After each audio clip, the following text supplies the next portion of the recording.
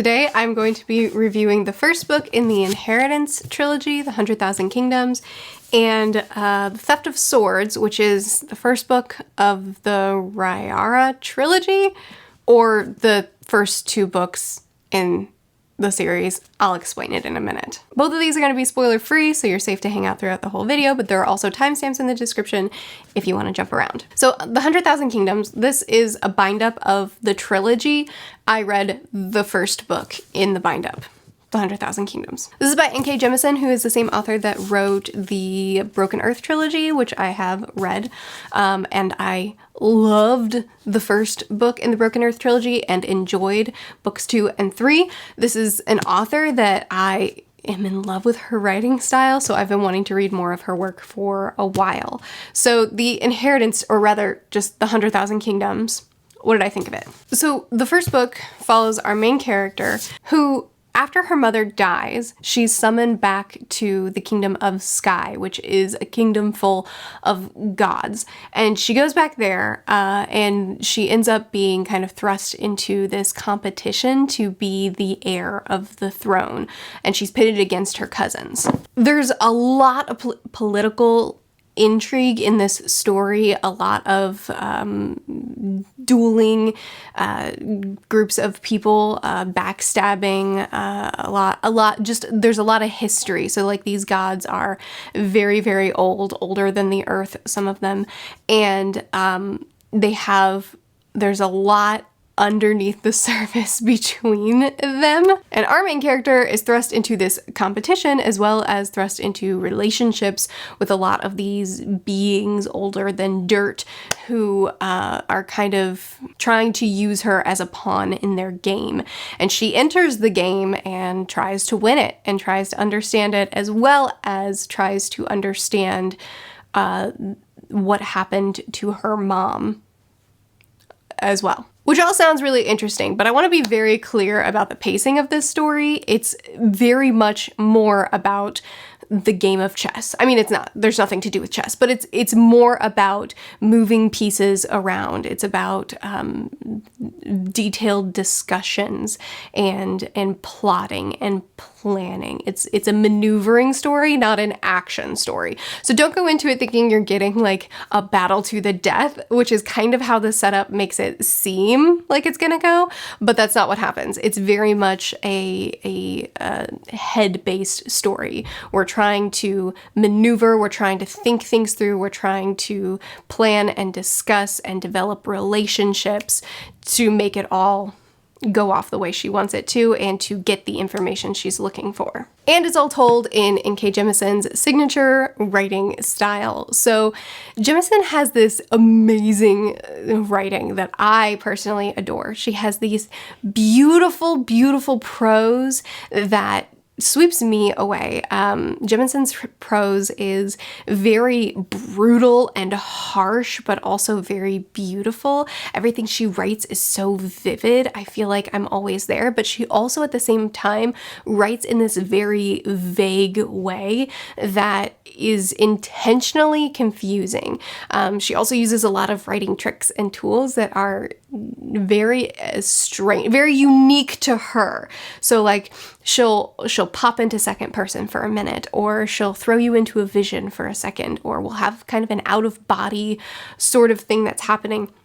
And it's all written in a incohesive, jarring way until she decides to bring it all together, and then it starts making sense and it all clicks into place, which I really love that she does this. Her writing style is one that some people love and some people hate, which I really get because it's very unique to her. I really like it because to me, when I'm reading her books, it all feels intentional and it all feels intriguing despite being confusing, but it feels intentionally confusing. And it feels like I'm getting little pieces of the puzzle that I get to try to put together. And I like that. I like that a lot, especially because to me, the payoff is always there. So with this story in particular, I was so swept away with Jemisin's prose as well as with Jemisin's storytelling style that I kind of was tricked into thinking I was enjoying the plot and the characters. And it wasn't until about the halfway point that I finally realized I'm not. I don't like any of the story. I just like the storytelling, if that makes sense.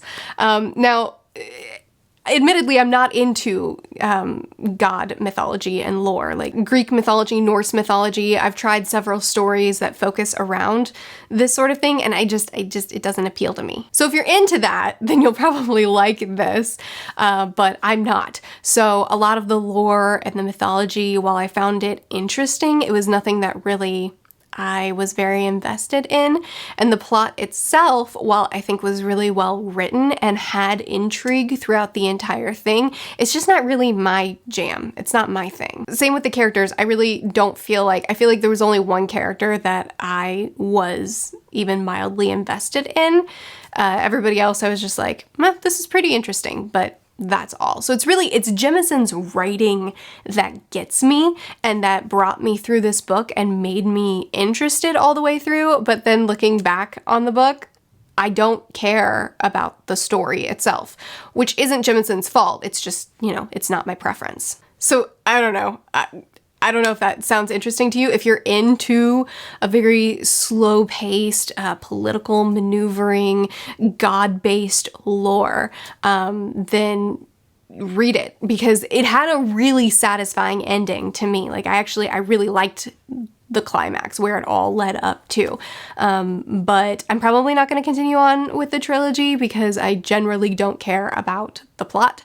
But I do adore her writing, so I'm going to keep reading her books. Not these books, but I'll read what she puts out. Next, I have Theft of Swords. So, as I understand it, and you can correct me in the comments if I'm wrong, but as far as I can understand, this is a 6-book series that was originally self-published, and then it was picked up by a publisher, and it kind of got bound up into a 3-book trilogy, and like the first 2 books were paired into 1 book, and so on. So this first book is technically 2 books, depending on how you look at it. It was written as 2 books, and then when it got picked up by a publisher, it got published as 1 book.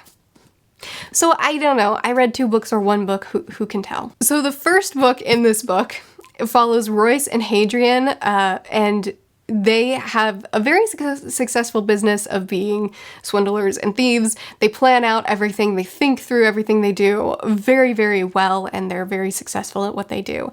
But they get an offer for a heist that's too good to be true, and it's too good to be true, and chaos ensues. So like I said, I read both books in this book, and book 2 I enjoyed a lot more. So the first book, the heist book, was fast-paced and it was fun, and I love the 2 main characters. I love their dynamic. I mean, the 2 best friends who are going off into shenanigans is a trope that I adore, is a character type that I adore, so naturally I'm going to love them. The first book in this book, The Crown Conspiracy, I read really slowly despite it being very, very fast-paced. I really loved our 2 main characters, and their dynamics are hilarious and so fun to read, but the world building was very, very slow, and the plot itself was very fast, which I enjoy a good plot, but I'm not, like, plot isn't the main thing that I'm reading for. So I liked the characters a lot to carry me through, but there wasn't enough world for me to really be invested in our setting. And the plot was interesting enough, but not enough to get me fully invested. So I read this first book really slow, but then when I got to part 2, the second story, which is called Avempartha, I don't know if I pronounced that correctly, that one is what really hooked me. I enjoyed that plot a lot more, and this is when we started deepening the world more. We added more characters in book 1 as well. I felt like we got a lot more depth into our characters, and this was the one that I was on the edge of my seat. This is the one that really hooked me and that really got me excited about the series as a whole. I thought the ending was excellent. There are characters in this story now that I love so much. I mean, I love our 2 main characters, but there is this one character, Mavin, I think is how you say his name, that, oh my goodness, I fell for him the moment we met him, but then the more time we spend with him, he's so sweet, and I love him so much. I really think that every character in this book, books were very uniquely individual. I could tell them all apart really easily from first meeting them. They were distinct and they stuck out in my mind. Each person has a well-developed character and personality. The humor in this story is great because it played on a lot of tropes that I love. It had a lot of character types that I always fall for, as well as there's quite a few blatant Lord of the Rings I don't know, homages? There's quite a few blatant Lord of the Rings references and scenes that look exactly like or very similar to Lord of the Rings, which I always love when it's a story that's very distinctly not Lord of the Rings, and yet the author says, let's go be Lord of the Rings for a little while. I always love that because, I don't know, it feels like when you're having a conversation with someone and then somebody just drops a reference to something that you love and it's like, hey, we get each other. We love something the same. And I know that it's a fantasy book, so for it to throw some Lord of the Rings stuff in there, it's not that unique or special, but I like it. So as far as the way the characters are written, the character types that are done here, the Lord of the Rings references, there's a lot of things, and the humor is just really great. And even though there are definitely some heavy things that happen in this world, it never even dips its toe into grimdark. It all feels just like a really fun ride. And that's not typically the type of fantasy that I go for, but because there were so many things that this book did that I did love, I ended up really loving it despite those things. Plus the way the end of this book, the second book in the book, the way it ended, I want to continue on a lot. So anyway, great friendships, excellent character work, very fast-paced plot. Not the type of fantasy that I usually pick up, but really, really well done in my opinion. And why am I still holding this? And I had a really good time reading it. I will continue on with the trilogy, probably not immediately, because like I said, it's not the type of fantasy that I usually reach for, so I'll probably take my time with it, but I'm glad I read it. And I'm especially glad that I didn't give up on book one, because book one I thought was book one of book one. I thought it was good, but it wasn't really hooking me. But the second half of it, the second story in it, that was what really got me. And now I'm really excited for the rest of it. Anyway, there you go. Those are my thoughts on the 100,000 Kingdoms and Theft of Swords, the first books in these trilogies. Have you read them? I would love to continue discussing them with you. I post videos every Tuesday through Friday. I'll see you again soon.